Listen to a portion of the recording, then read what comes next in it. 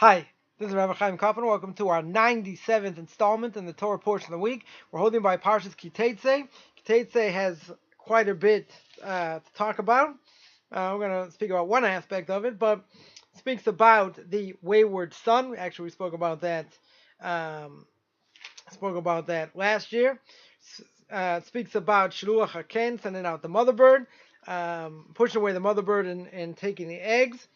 And talks about building a new house and making a guardrail, let's say, on the roof so no one falls, etc. Talks about tzitzis a little bit. It talks about forbidden relationships, a lot of different things, that the Torah here speaks about. So I wanna hit about Shiluach HaKen, about the sending the bird, mother bird away when it's hovering over its eggs.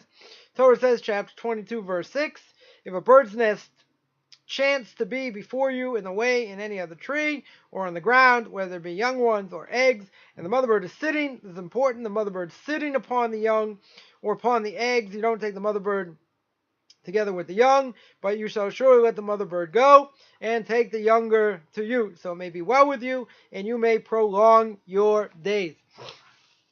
So it sounds a little bit strange. Here you're sending away the mother bird. The purpose of sending away, the mother bird is obvious, so the mother bird is not going to see, the fact that you're going to take the eggs. And it's about to explain why isn't that an act of cruelty? Why are you allowed, why are you obligated to do such a thing? Doesn't sound so good. But at the end it says, so it shall prolong your days. There are only two commandments in the Torah that give a promise that you're going to have long life. Right? One of them is this mitzvah of Shiluach HaKen, sending away the mother bird, and the others aren't in your parents. So Talmud learns out that long life over here does not mean that you're going to live to 115.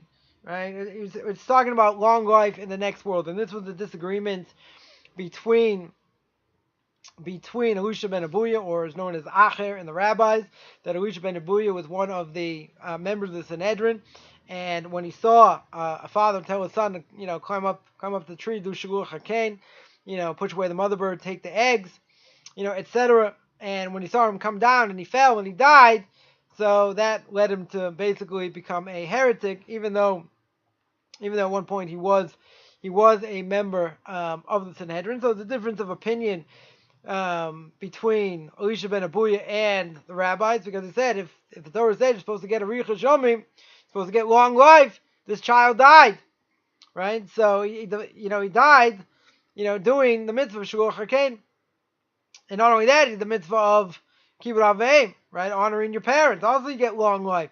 So he couldn't fathom why this should happen, and therefore he goes off and becomes a heretic. But the Talmud over there says that he missed the whole point over here. The whole point is, even though it says that he's going to get long life, doesn't mean in this world. Doesn't mean you're going to live, to 115 or whatever the case is. It means you're going to have long life, proper long life in the next world. One of the great rabbis of the last century, but more than 100 years ago, Ben Ish Chai, who was was actually the chief, sermon giver, or darshan, as he was known in Baghdad. And in his commentary on this particular piece of Talmud, says very strongly that Elisha ben Abuya made a very serious mistake, because he said, well, this child fulfilled his father's obligation, what he told him to do, to take the mother bird, and he's listening to his father. So in either case, he shouldn't have died. Right? But the Ben Ish Chai points out, first of all, he didn't complete the mitzvah. The mitzvah wasn't done. Right? He didn't fulfill his mitzvah of taking away the mother bird because he fell down the ladder. And not only that, he didn't fulfill his father's obligation. So in either case, the promise that you're going to get long life, in both of these mitzvahs didn't apply. Didn't apply because it didn't happen. He didn't fulfill what his father wanted him to do. But so that's just an interesting, I think, side point that I wanted to bring out. I want to go a little more detail about this mitzvah. I think it's a misnomer that when people hear about it, they, oh, what a cruel thing. You're taking the mother bird, when a mother bird's hovering over the eggs or sitting on the eggs, you push away the mother bird, push away the mother bird, and you take the eggs. Sounds like a total act of cruelty, right? And people say, look how cruel the Torah is. I mean, if God is so good, and he wants to do goodness for the world, why in the world did he put this mitzvah? All right, doesn't seem to make any sense. So says Mori Varebi Rav Agon Ramoshtar Mokshlita, should be well. He brings down the Gemara. Talmud says that a person shouldn't say that this mitzvah of shooing away the mother bird, right, is because you have compassion. Right? In other words, why would a person do it? So in theory, a person would push away the mother bird so the mother bird does not see what's going to happen. She's not going to see that you're taking the eggs. Right? So that would be a total act of cruelty, doing it in front of her face. So what do? You push her aside, you shoo her away, so she doesn't see. And then what do? You take the eggs. So the rabbis tell us, don't say that. Don't say that you think the whole reason for pushing away the mother bird is because God has compassion, and that God has compassion on his creation. It's not because of that, the Talmud says. What is it because of? It's a gezeres hamakom. Gezeres hamakom means it's a decree from above. It's not about being nice to the mother bird so she doesn't see what's going on. It's a decree.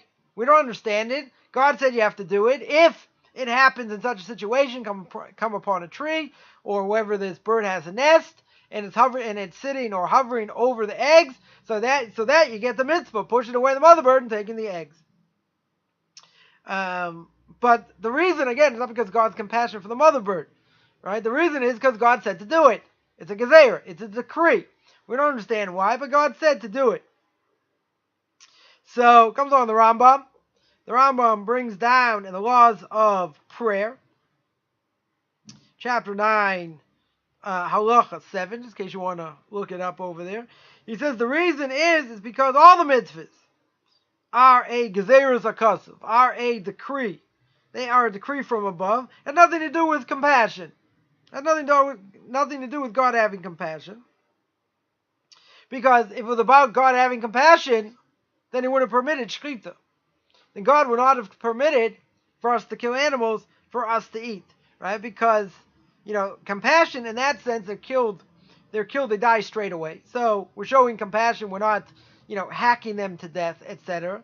So the windpipe and the trachea are cut at the same time. So they're cut at the same time, the animal dies straight away. Doesn't feel anything, dies straight away. So the Rambam over there says it's a decree. It has nothing to do with compassion. It's a total decree. So Rabbi has a lengthy discussion here. We'll go through some of the points. I think they're pretty important to understand what's going on here.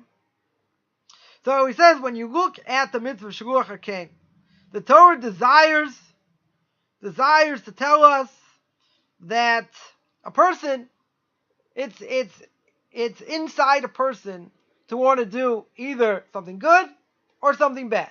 Right? If a person, the Talmud tells us, you do something good, or you want to do something good, you have the desire, and what's God going to do? He'll help you.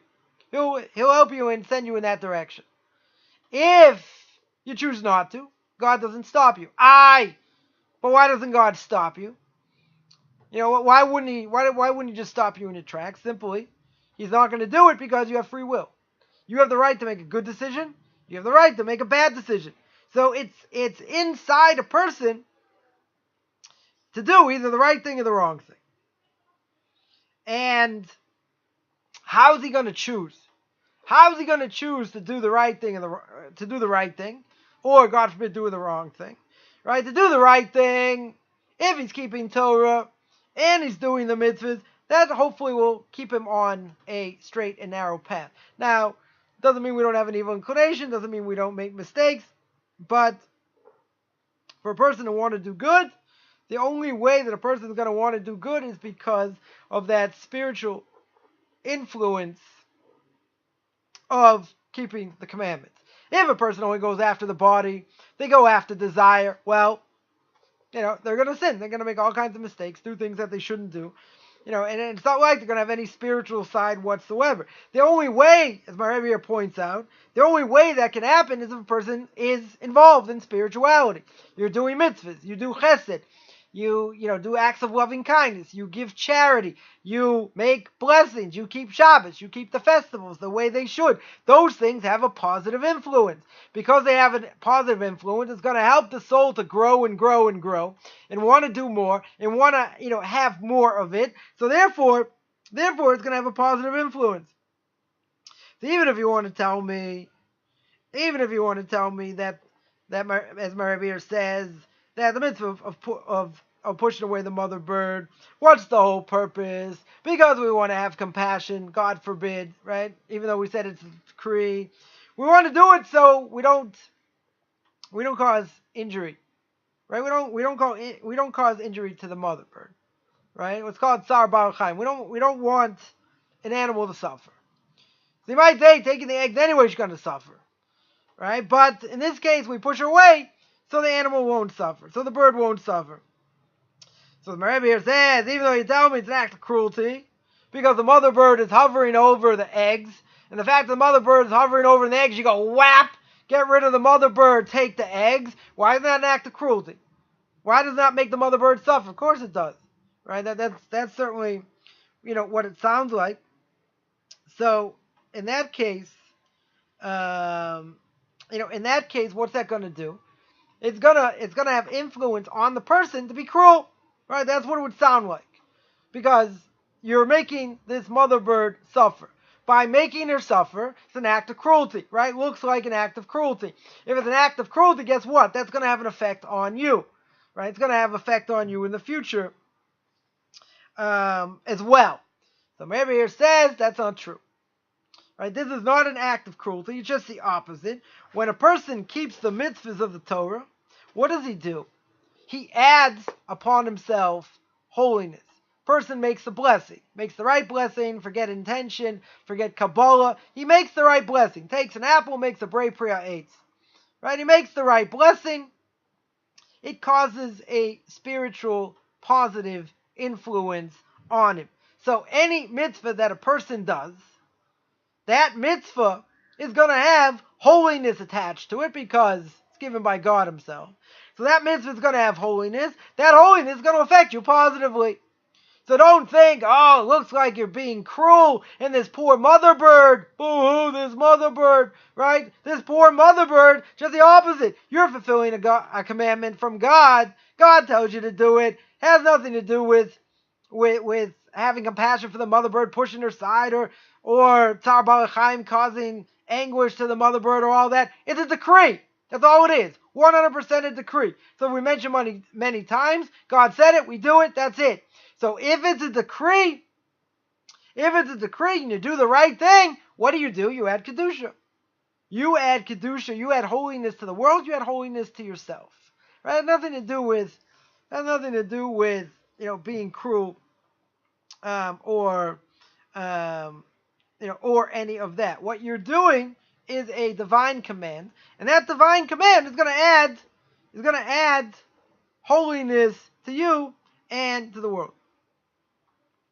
So Rebbe goes further, and he says you keep the mitzvahs, it has a positive effect on you, it has a positive effect on your life, and they are part of a person. They are embedded, that's the word. They're embedded in the nature of a person that should give him long life. So long life would mean in the spiritual world, as we mentioned, not in the physical world. Even though he says, if you want to tell me it's talking about physical life, and we're established in this world, we have no choice, we have to be here, right, in order to establish the Torah, in order to keep it, because the Torah is not given in heaven. So in order to keep the mitzvahs, you got to be part of this world. So comes along Rav Moshe Chaim Luzzatto, the Ramchal, Zecher Tzadik Livrocha, may his name be blessed. He writes in Derech Hashem, the way of God, the purpose of the world, and God has checks and balances in the world in order for a person to reach his potential, his true spiritual side, whatever that potential is. But he has to do it in this world. got to be a physical body. Even if you have the soul inside, doesn't matter. That soul has to be in a physical body. It has to be done in, it has to be in this world. And the merit for what a person does when he does the mitzvahs, that is going to get paid back in the next world. Fine, but the point is that you're dependent on this world. Nobody lives, nobody lives a spiritual life, total spiritual life, as a spiritual soul in this world. In other words, no one comes here as just a spiritual soul. You have to be in a body. In order to reach perfection, in order to reach your potential, the soul has to be in the body. And you live in this world. So the only way to be able to do that, to reach potential, as the Ramchal and others say, is by doing the mitzvahs. Doing the mitzvahs takes away it's a physical act. But this physical act also, as we mentioned many times, has spiritual repercussions. And that spiritual repercussion means, as he points out over here, that is that the person, when he does a mitzvah, has a positive effect. Right? It has a positive effect and a spiritual effect on the person, even though we're entrenched in this world. That's not a contradiction. We'll do things that will benefit us physically, and we'll do things that benefit us spiritually, even if we don't fully understand. Because obviously God knows better. If God knows better, and he says, okay, I want you to do this mitzvah, and it doesn't matter if you understand why or not, I'm telling you, it's a good thing to do, so go out and do it because it's going to have a positive effect on you, regardless of whether you live in this world. Regardless of the fact that you live in this world. Also, he says the essence of doing the mitzvah is to have influence on nature, right? Nature of the person, right? Not nature, but the nature of the person. Well, what are we trying to teach the person? We're trying to teach the person to have compassion. That's what we're trying to teach him. So over here, even if it looks cruel, right? We're not doing it, because of compassion either. But in general, the Torah should influence us that when we do the mitzvahs and we do what we're supposed to do, that we should have compassion for others, right? That's a very strong aspect of what the Torah tells us, and that we have to learn to have compassion for others, because the Torah itself, certainly leads us and puts us in the right direction. So whatever the Torah tells us to do, it's to our benefit, even if we don't fully understand, that what's behind the mitzvah. It really doesn't matter, because the one who manufactured himself knows better. Since he knows what's best for us, then it's to our benefit. And this mitzvah, even if we don't fully understand it, or maybe understand it at all, it's to our benefit. So therefore, we have an obligation to do it. And that which the Rambam brings by this idea of shechita, that it's really an act of loving kindness, because you're killing the animal in the most humane way, etc. Nonetheless, we have to realize, any mitzvah that we do, regardless if it looks cruel or not, right? It has nothing to do, with being cruel, at all. But the point is that the mitzvahs are not only a decree, and we have to keep them anyway. The whole purpose of the mitzvahs are to change us, to give us positive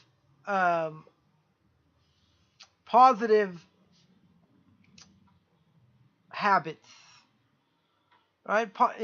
Positive general things that we do that help, that help our soul develop and reach its potential based on, these character traits. So, whenever a person does a mitzvah, those character traits are strengthened. Person transgresses, just the opposite, right? It causes harm. But the point he wants to make here, at least one aspect over here, is the fact that when a person does a mitzvah, it has a positive effect. It affects their soul, in a positive way, has influence. This spiritual influence that's going to want the soul to do, that the soul is going to want to learn more, do more, etc. when it comes to Torah, and that is the influence that that it's going to have. Rabbi here points out another interesting idea, and that is the way God runs the world. Right? We've spoken many times that how do we know that God exists? Because He intervened in history. The first of the 10 Commandments, Anochi Hashem Elokecha, I am the Lord your God, who took you out of Egypt. So how do we know God exists? Because He took us out of Egypt. So here, the fact that God runs the world, and when it comes to Jewish people, interacts with them differently than He does with the other nations. We are the chosen nation. Chosen doesn't mean better, just means we have more obligation. So here, there's a hint over here to the following. Oh, what are we talking about? We're talking about a mother bird who hovers over her young. So here, God seemingly is like a mother on His children, and He goes amongst them on a daily basis, and He put His presence amongst them, certainly through the building of the Beis Hamikdash, right, in the temple itself, etc. So God is like a mother or a father to His children, to His chosen nation. But because of our sins, because of our many sins, Beis Hamikdash was destroyed. So where's God's presence today? We don't see it. God's presence is tremendously hidden. Right? It's definitely tremendously hidden. And it's tremendous pain. Right? Imagine the pain that a parent, father or mother, has to leave their kids, and disappear. So that is obvious. That's obvious pain. God instructed Moshe to build the Mishkan,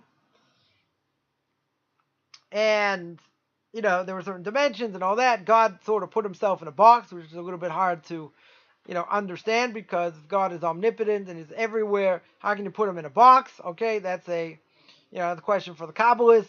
Nonetheless, God brought His presence down to this world, and then because of our own sins, the Beis Hamikdash gets destroyed. All right, the Beis Hamikdash is destroyed. It's causing tremendous pain, right? Tremendous amount of pain. Here He had this magnificent structure built, brings down His presence, and then He has to leave. Right? He has to leave His kids. So it's certainly a good thing to know that all the goodness that God does, that He's with us, He wants to purify us, He gave us a soul, He gives us the ability to have a connection to Him, which we will, much closer connection in the next world, when a person is only a soul and not a body, and he's not distracted, and, hopefully, he's going to get to the next world, and have a portion of the world to come.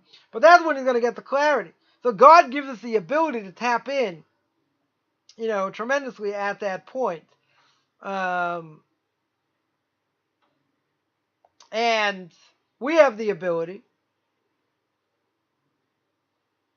to tap in. The thing is though, how is it possible for a human to tap into God? To know, what God thinks, when He thinks, why He does something, right? That is beyond us, right? As my Rebbe here points out, because of our limited understanding, it's impossible for us to fathom the way God runs the world. Right? It's as if, God says, okay, I got a mitzvah for you to do. And this is going to tremendously benefit you, have unbelievable spiritual influence, going to give you long life. It's called Shiluach HaKen. It's called sending out the mother bird.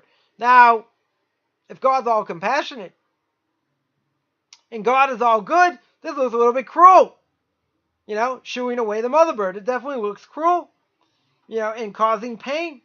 Right? It's Tsar Ba'alei Chaim. It's causing pain to an animal. You're not allowed to cause pain to an animal for no reason. Right? So why should we do this? So we see that God also has character trait of doing chesed, of doing acts of loving kindness, and having compassion for others, right, for his creation, even if it looks cruel. So he's saying, wait a minute, is it cruel or it's not cruel? So even if it looks cruel, it's a decree from God, this is what you have to do. It has nothing to do with Sar Baruch Chaim, with causing anguish to the mother bird. Doesn't matter if that's what it looks like. God's telling you that's not an issue. I want you to do this. In general, you're not allowed to make animals suffer. For no reason. We have the ability to use animals for whatever we want as long as there's a purpose. You can't cause pain to animals for no reason. There has to be a purpose. We're allowed to use animals for scientific experimentation, for the sake of finding cures for diseases. That you're allowed to do. But you can't just, in general, just do whatever you want to them. That's for sure not. So over here, it looks like God's saying, be cruel. I want you to be cruel to these animals, to these birds. When you see this happening. And the truth is, we don't understand why. It looks cruel. Right? If you ask 10 people, you ask 100 people, does this look like a cruel thing? Every single person will say yes. It should be 100 out of 100. I can't imagine, no, it's so much compassion because the mother bird won't see it. They'll say, what, are you kidding? You should have done it in the first place. Forget the mother bird's not going to see it. It's an act of cruelty. So what the Torah is telling you is, even if it looks like that, it's totally the opposite. Right? It's showing compassion. It's showing chesed. It's doing an act of loving kindness. The Torah says you're going to get arichas yomim. You're going to get long life. It cannot be a bad thing. Unless you want to say, God forbid, the Torah is a masochist. And the Torah is going to tell you to do things that, absolutely cruel. But that's not what the Torah is. The Torah is a book for life. It's to teach you how to live. Right? It's all about living and knowing how to live in this world. And it doesn't matter how we see it. We have to understand it to the best of our ability. True. At the end of the day, this is God's law. We have to remember it's God written, right? Or passed down. And therefore, we're not fathomed to, God doesn't give us, inklings of why he does things. Right? We don't know. We can guess. We can have ideas, whatever, but at the same time, he's not telling us why. He's not giving us any answers. So if you believe God is all good, then this is also good. It looks cruel, but ultimately it's a decree. We don't understand why. So even if it looks cruel, God knows what's best. And if he knows what's best, he's telling you, this is what I think you should do. This is what you have an obligation to do. If this happens, and you're going to bring closer to me, and you're going to get long life. Right? Presumably in the next world. More than that is very hard to fathom. So the Rebbe here points out, just because we do the mitzvah doesn't mean we fully understand it. Right? Even if it looks just the opposite of what it is, it's not for us to fathom why that is. To the extent that Elisha ben Abuya made a serious mistake. He certainly made a serious mistake. Based on this verse. Nonetheless, there's a very important lesson over here, and that is we can't fathom what God is. We can't fathom what his motives are. Some things make more sense, some things less sense, but at the end of the day, it's all a decree. And if it's all a decree, it's because God knows what's best, even if it looks, harsh. So then my Rebbe points out that something we have to understand as well. The Zohar says, according to Kabbalah, right? We'll get a little bit of Kabbalah here. It says in the Zohar that if we do the mitzvah of Shiluach HaKen, we're Makaver Nes Agula. We bring closer the redemption. That needs further explanation. Because, again, if it looks like an act of cruelty, even if we know what God does and wants us to do is for the best for our benefit, how can you tell me it's going to bring closer the redemption? Why by this specific act is it going to bring the redemption closer? So one thing is, it's going to teach us that we are distinguished from the other nations. We are not the same, certainly not as the other nations. Certainly not the way, they understand what compassion is and what cruelty is. And God makes decrees, and He's the light in order to show us what we need to do. So one important aspect of this is, we're not like the nations, and what the nations will tell us in their definition, even secular Jew is no different, because secular Jew doesn't keep Torah, is no different than a non-Jew, right? No better than a non-Jew, for sure not. So that being the case, even a secular Jew would say, this is an absolute act of cruelty. Okay, this is how you would define cruel. The Torah does not say it's cruel. They say, how do I know the Torah is true? So I'm not going through the proofs of how we know it's true, right? But we don't think like the non-Jews think. The Torah is not anything like the non-Jews think. So that being the case, who's to say that their ideas of compassion and cruelty meet the standard of what Judaism says? Maybe it's just a total crock. They think, this is a total act of cruelty. We don't think so. Right? We don't believe so. Torah tells us not that way. Right? So there are two totally divergent opinions. And not only that, but the Torah is a way, as we mentioned before, the Torah itself is a way to guide us. So if it's a way to guide us, it's going to guide us in the right direction. It's not going to guide us in a way that it's going to make us cruel. That wouldn't make any sense. Right? It doesn't matter what the nations say or what secular Jews say or anybody says. It's totally irrelevant. They don't have the ideas of what compassion and cruelty are according to the Torah. They have no idea. So if they have no idea, it doesn't matter what they say. It's irrelevant. Another aspect is that we accept what God tells us with great love. It's not such an easy thing to do. But we accept the decrees, not because if I don't do it, I'm going to fry in hell forever. We do it because we believe it's the right thing to do. It's God's love for the Jewish people. What will that do? That will make us feel special. That will make us want to come closer to Torah. By that making us want to come close to Torah, that's going to have an effect on others, and that has the effect to bring the Gula, to bring redemption to the world.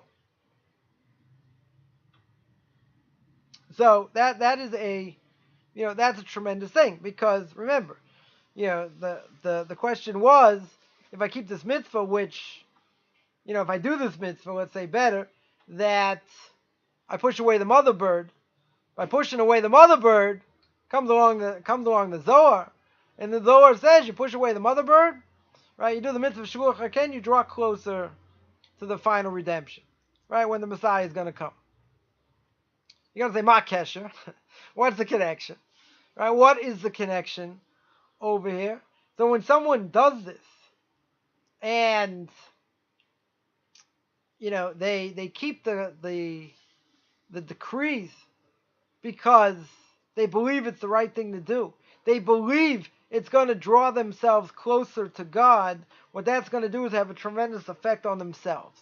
Now, it won't only have a tremendous effect on them, it'll affect their family, it'll affect their kids, it'll affect others. That has the ability to bring the redemption. Now again, at face value, when we analyze, any of these things, at face value, it doesn't make a whole lot of sense. It looks exactly, like the opposite. And, certainly many times When a person learns Torah, learns what the verses mean, learns what the rabbis say, one thing for sure, a person has to put any idea that they know out of their head. And the reason is because if they had preconceived notions, then you're going to have a lot of questions over here. Because we have to think like the Torah, not the other way around. We have to put the Torah into us. By putting the Torah and squeezing our brains, and putting that Torah into us, it's a much more difficult thing. But if we have biases, now there are plenty out there that have biases against Torah. Either way, they're brought up, or things happened, or they never got an explanation. Never got a good explanation, for certain things. Whatever the case, many Jews, let's say better, many Jews have a Jewish chip on their shoulder. And that Jewish chip, in some people, will be, we're better than others, even if I don't keep the Torah. It's like a fraternity club, God forbid, to belong to. We're all Jews, we all stick together, we help one another, blah, blah, blah. Right? We call that racism. Everyone else will say can go to hell, but that's not what Judaism is. That's not what being a chosen nation is all about. So, you'll have people who will think in that way. And thinking in that way is going to go 100% against Torah. And the reason it's going to go against Torah because they've never learned Torah. They've never learned it properly. So if they haven't learned it properly, how can we say what they're thinking is Torah hashkafa, right? Is Torah philosophy? Right? That doesn't make any sense. Why should that be? If a person doesn't, let's say they're learning physics or they're learning mathematics, and then they don't put all of them, all of themselves into it, and forget whatever else they learned. They want to, learn to the best of their ability. You can't have preconceived notions. Because a lot of preconceived notions are probably wrong. I mean, if they're right, fine. But, in general, a person studies any of these things, you may have preconceived notions that are wrong. And if they're wrong, it's going to mess you up step by step by step, all the way through. So within Torah, it's no different. Many people, give Torah lip service. In the secular world, they'll keep a little bit, Passover Seder, light Hanukkah candles, come to synagogue a little bit, Rosh Hashanah, Yom Kippur. That's it, right? That's the only connection. That's the only connection they have. So they're not thinking what the Torah says. They're not learning, they're not learning midrashim. They're not learning halacha. They're not learning, commentaries on the Torah. They're not learning anything. So it comes along their secular mentality. A lot of it based on 100% heresy, in the secular world. And they're putting their pre-K1 or pre-1K, whatever you want to call it, education, Jewish education, and saying, this is cruel. This is mean. This shouldn't be here. I can't believe that's what the Torah says. And that's what it means. It can't be. Why not? Because it's cruel. We just said it's an act of cruelty. It seems like an act of cruelty. So I went through this whole thing saying it's not. But someone comes along with no knowledge, and act like an expert. See, I harp on this a lot because I get it a lot. And people want to say, oh, you don't know this, you don't know that, you don't know, whatever. I know better. Can't read Hebrew. Never read the Bible from cover to cover. But you're opinionated. And you have your own opinion, which is wrong. Right? 99% of the time, it's going to be wrong. Because you don't think, I'm smart. You don't think what the Torah says. You don't live what the Torah says. If you don't think and live what the Torah says, why should you have an opinion? I know nothing. I know nothing about physics. I should give an opinion on what I think it is. So I relate the following story. There was a great rabbi that was at a science and Torah convention. And one of the scientists gets up and he says, well, I don't know much about Torah, but we can sum it up by saying, be nice to your friend. Right? We can sum up the entire Torah, right? What an idiot. We can sum up the entire Torah by saying, be nice to your friend. Don't do what don't do unto somebody what you wouldn't want them to do to you. Etc. So this great rabbi gets up after his whole speech. He says, well, I don't know any, that much about physics. or about science. But we can sum it up in Twinkle, Twinkle, Little Star. Right? So, yeah, science is going to be outraged. What do you mean? Physics!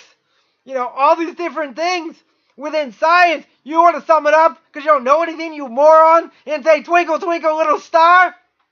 Okay, what did you just say? Be nice to everyone? That's what the Torah says. That's what most religion is. Be nice to the other person, and that's it? Yeah. You're not an idiot. You're open-minded, right? We're the closed-minded ones, but you're open-minded. So, people have their ideas. They're based on nothing. Maybe an article they saw, whatever, based on absolutely zero. And they're entitled to an opinion.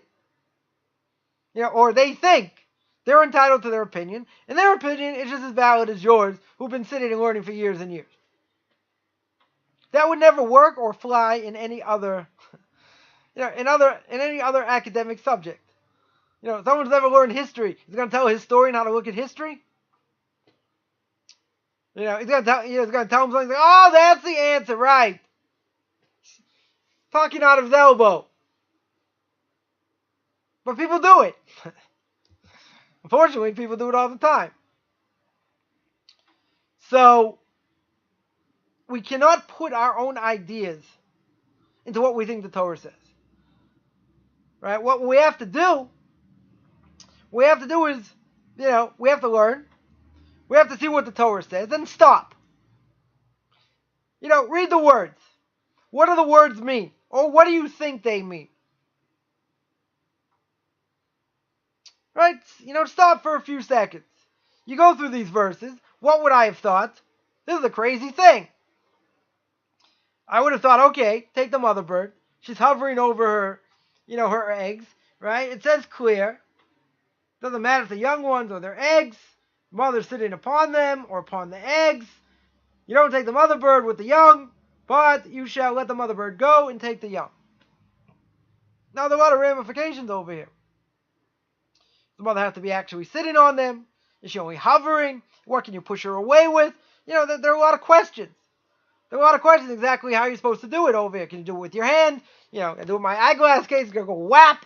I can do it with a shovel. Can I push her away with a broomstick? Right? Exactly how it's done. So, these are questions. These are questions. But when someone gets that, that's not the first question they're going to have. That's not even going to be the 10th question they're going to have. The first question they're going to have is, what in the world's going on here? They're going to have a philosophical question. And that philosophical question is, how can this be in the Torah? How can this be in the Torah? It's cruel. It looks absolutely cruel. So then you have to think, well, if God knows what's best for us, and he put it down in this book, obviously it's a benefit. So now the question is, how do I look at that benefit? How am I supposed to understand it? So we could say, it's beyond my understanding. This is what I have to do. It's, the Torah's telling me it's not an act of cruelty. That's what the Torah's saying. This is what you have to do.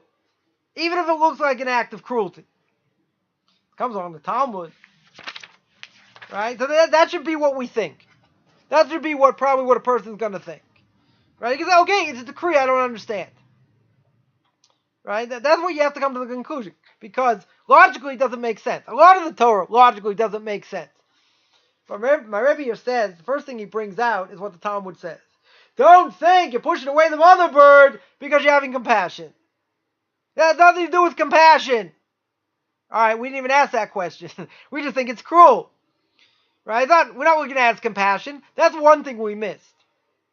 Right? It's not an act of compassion. Says the Talmud, you know what? It's not because of compassion. It's a gezerah. It's a decree. Okay, that part we got right.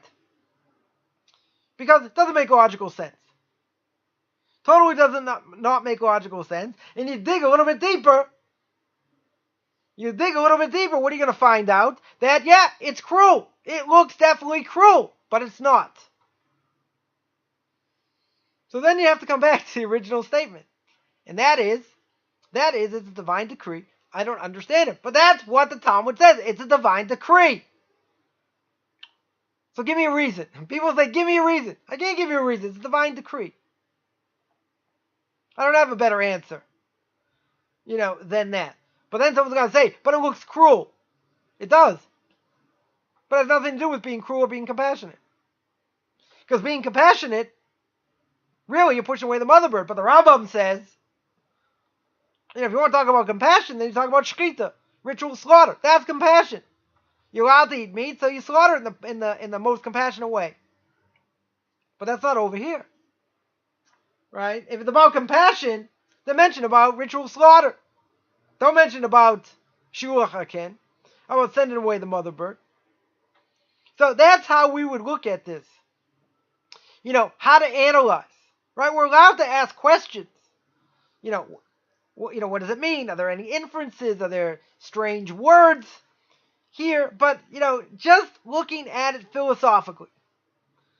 Most likely, I would say probably 99% of the time, someone's going to look at these verses. They're not going to say, how is it done? What aspect is it done? They're going to say, this is cruel. So the reality is, that's bad philosophy. That's bad Jewish philosophy. Why? It's bad Jewish philosophy because you're putting your own ideas in what you think the Torah means. So the Talmud says that has nothing to do with cruelty. It has nothing to do with compassion. It's not the way we understand it. So if we understood the Torah ideas of what compassion and cruelty are, question doesn't even get off the ground. It's not even a question. That just shows, I want to point this one aspect.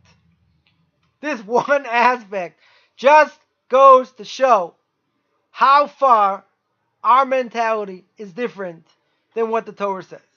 And the whole purpose of the Torah, and I say this a lot in my conversion classes, is that the whole purpose over here is to get us to think like a Jew. To get us to think the way the Torah wants us, not what secular society says. We don't care what secular society says. We don't care what science has to say. Right? The Torah is our Bible. Torah is our book. Oral tradition explains what the Torah means. Without an oral tradition, it's like you're in a boat without a rudder. What happens? You're in a sailboat without a rudder, you just go around in circles. That's it. This is our rudder, but you still have to think. We're not saying, just say, okay, it's all decree, I don't have to think. No, you have to think. You still have to think and understand it to the best of your ability. But realize it's all a decree. Some things look more of a decree, some things less of a decree, but at the end of the day, it's a divine decree. And that's why we have to keep it. So, we have a long way to go. Certainly in our development of learning, and certainly the way we need to think. And that's the goal. The goal is to take the Torah, to put it as much as we can inside of ourselves. By putting it as much as we can inside of ourselves, what's that going to do? That's going to squeegee our brain. That's going to change our mentality. And it's going to get us to think the way the Torah wants us to, and that's what the whole point of Torah is. So I just want to remind everyone, I made a course, anyone coming out of Christianity, or any idolatry, it's called Discover Your Biblical Path. It's give people a choice which path they want to go, if they want to be a Noahide, or they want to convert. So I went through some of the holidays, some other topics within Judaism and within being a Noahide, as well as how to find a rabbi, how to find a community, different issues person's going to have to deal with, maybe family issues or whatever. There are 7 interviews where I interviewed people in the process of conversion and people that either finished conversion or not and became and stayed as Noahides. That you can find on my Facebook fan page, Beyond Orthodox Conversion, or Beyond Noahides, or my blog, orthodoxconversion.com. I give conversion classes and Noahide classes. Noahide classes are not live, but I do give Noahide classes and direction how to be a Noahide as well. Every Tuesday and Thursday, I have a question and answer session. Anyone can come.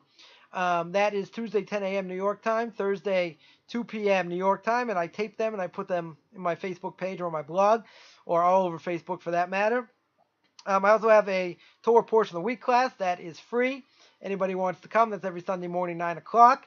And every Tuesday night, there's a Intro to Kabbalah class based on the Ramchal, Rav Moshe Chaim Luzzatto.